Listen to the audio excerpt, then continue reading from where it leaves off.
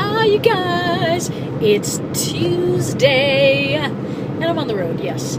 I really need my hairs cut. Can you tell? It's all flat. There's like no. It's been that way for a little while. I was putting gel and I don't know what all in it just to give it some. Yeah, it lost its whatever you call it. So yeah, I really need to get in and get them cut. But I hope you guys are all well. I am like floating today. It's just,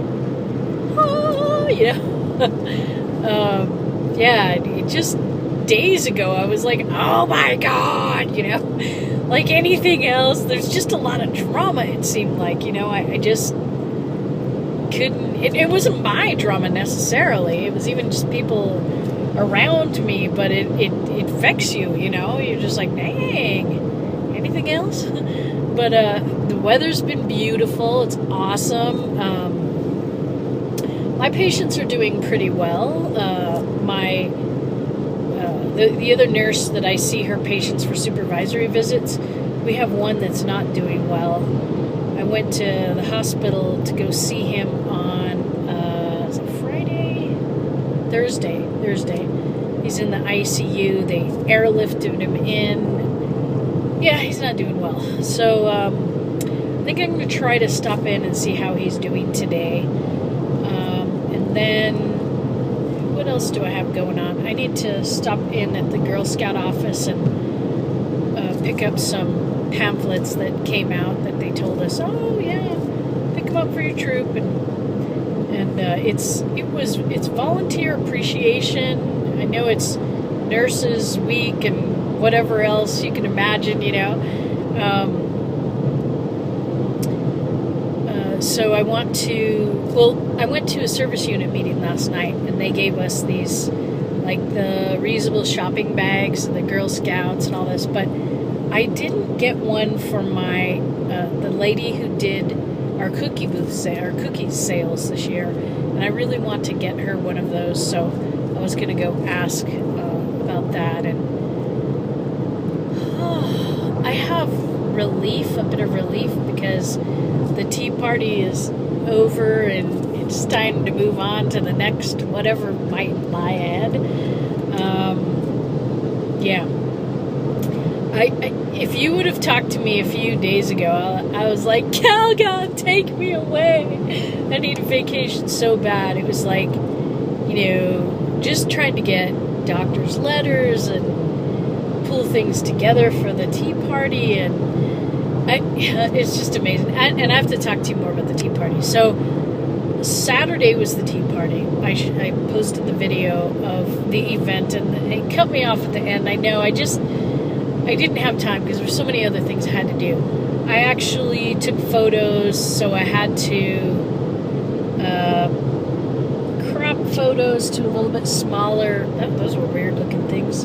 They weren't motorcycles and they weren't cars. I don't know what it was. Anyway, I had to get them the size so that I could email them out to people. And cropped them a little, did a little Photoshop just to make sure the colors were right and everything, and sent all those out to the individuals that came. I only heard positive feedback from the event, which is, had I just attended the event and not actually had a part of putting it together, it blew me away. It was so good. The storyteller was good. The lady that played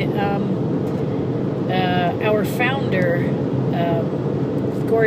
Juliet Gordon Lowe, she was awesome.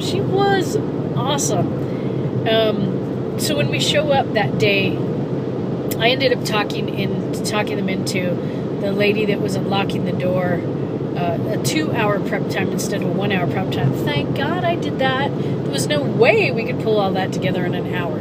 So I show up, and I'm like, where do we dump the trash? And the lady said, oh, back there. And I just jumped into it, you guys, because, number one, I couldn't complain that 4 trash barrels, they're very tall ones, very big, full to the brim, almost overflowing. Really? 4! Not even just 1 or 2. 4. And so 2 at a time, I drug him out all the way across the gym floor and out the door and tossed him in the garbage receptacle was so tall, I could barely get it in there because it was like above my head. And I had to hold the flap open and stuff the trash in. And one of the trash had juices. Yuck. And I'm dressed up, you guys. I'm dressed up, okay? So trash got thrown. No big deal, because I'll tell you something. I would not ask anybody to do something that I personally would not do myself. So I threw the trash. Then I run back in, and people are like, how do you want the tables? And I said, we're making a U shape. And so originally there were 2 tables, and then they were building on either side of them. And then somebody suggested, why don't we have 3 tables wide? Oh, okay, that's a great idea. So we changed it. I wasn't micromanaging, and I wasn't being bossy. And, I can be bossy. I was kind of I said, we're kind of playing it by ear, but giving people some direction, like, we're making a U shape, and we've got to move the rest of the chairs out of the way. And somebody said, should we fold up the tables and leave them here or in the hallway? And I said in the hallway, because that way they're not anywhere close to the event, because we were leaning them against the wall. And, we have kids here. Somebody knocks that over, it could fall on top of them or something. So we put them in the hall, but get this. So there was about 30 folding tables, and we folded them up and put them away, and we only utilized like 9 of those tables. So that was a lot of work to do that. And every table that was set up had chairs all the way around them. So imagine stacks and stacks of chairs, tables. Once we got that all put away, I noticed that the lady who unlocked had grabbed the broom and was sweeping the floor, and I was like, thank God. Like I said, I didn't have to say anything. Chubby little me, was running around and flipping those tables and doing them by myself. They were like doing 2 people were helping them, sometimes 3. But you guys, when I lived at the center, I would set up for events all the time. So it was not my first rodeo. I used to handle the big tables that were old because they were all donated.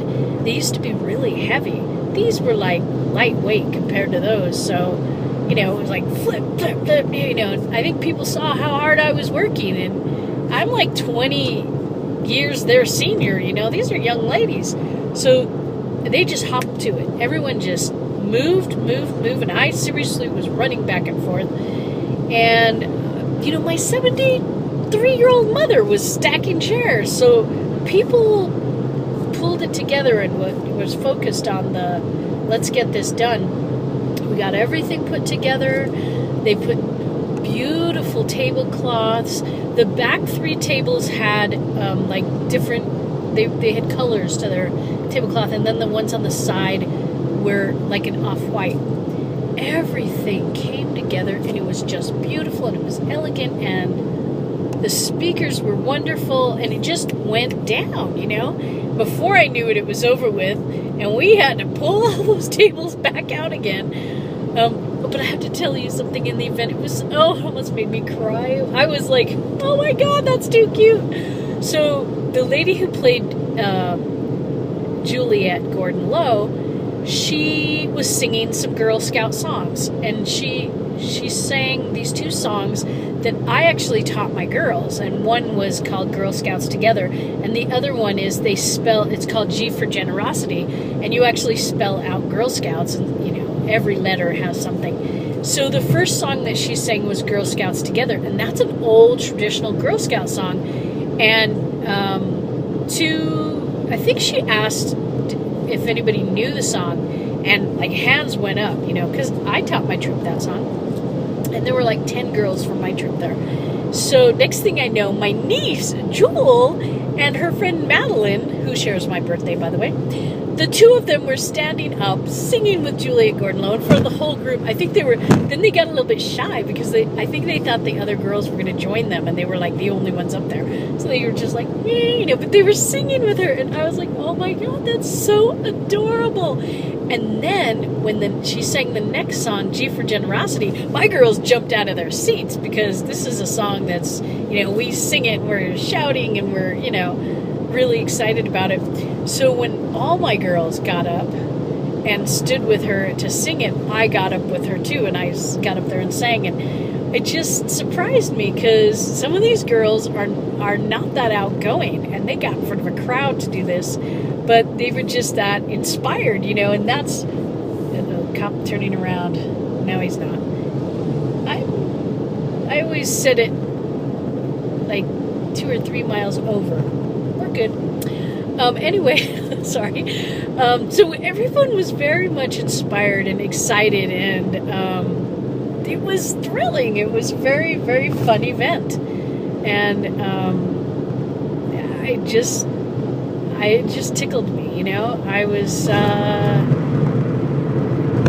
very impressed by everybody, the behavior of all the girls and the parents. And, sometimes you get someone's whiny or complaining or whatever. It was just awesome. Everything was awesome about it. So I was very, very happy about this. And oh my God, after the event, my girls, they came up to me and they were hugging me and saying, "Thank you." And I was like, oh my God, this is so cute. But it wasn't all me, I've had wow, you guys, other people should feel the love you're giving me, And I was emceeing the event, because who else was going to do it? There was only really seriously 3 of us, well, kind of 4, 5 of us women that were there. Not everyone was there for the whole time, but they were the core group that put this together. Actually, 3 of us, okay? And so, yeah, it was really exciting, you guys. I was very, very pleased at the way everything came together. It was just amazing. And so I introduced the 2 that were in the kitchen, my sister and Jennifer, who does catering for a life. That's what she does for a living. And you guys, it was fabulous. I cannot tell you how. I'm just glowing still, oh.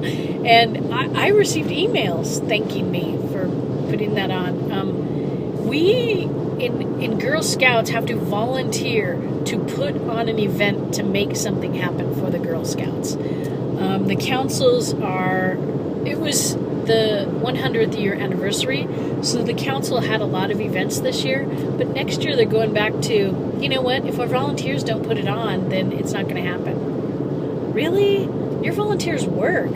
We all have jobs, it's a bit shocking, and I can see how people get burnt out, but, I'm going to talk to my team and say, I really think we need to try to do 1 event a year, or 2 events, one at the beginning and one at the end for our service unit, and that's it. And focus on those 2 and make them awesome, and the rest of the stuff will just be for our girls, because it takes a lot of time and energy and, to put into that.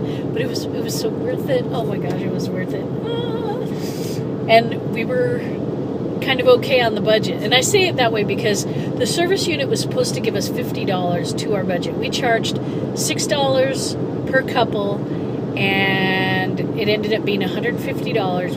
We really spent $100 on food. Can you believe that? And $50 on the patches, and then the speaker, the